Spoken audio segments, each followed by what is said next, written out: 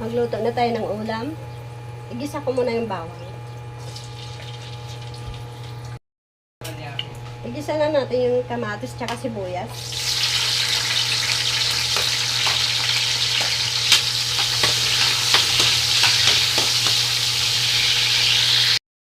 Igisa na rin natin. May baboy ako dito. Hiniwa-hiwa ko na ito maliit. Tapos may atay.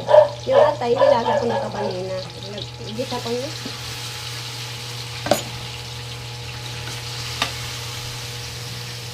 Lagyan natin ng asin. Pampalasa. Pamintang. Ay, wala. Natapo yung paminta. Pamintang durog.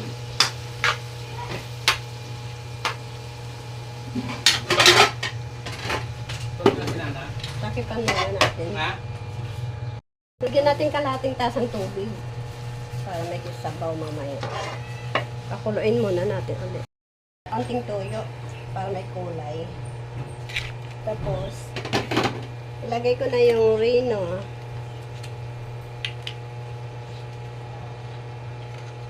Yung beans. Dry paste. Ilagay ko na rin yung iniwa-hiwa kong gulay. Patatas, tapos carrots.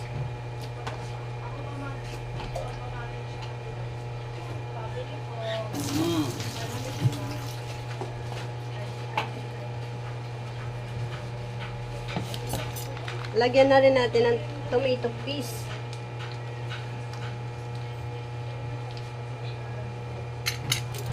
Halo-haloin na natin. Masarap po ito. Masarap po.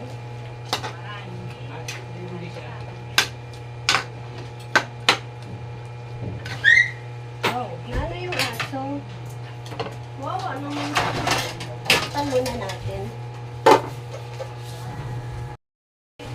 Lagyan natin ng brown na asukal. Unti lang. Tama na yan. Tapos, timplahin natin. Lagyan natin ng patis. Unti lang. Ilagay ko na yung siling bell pepper.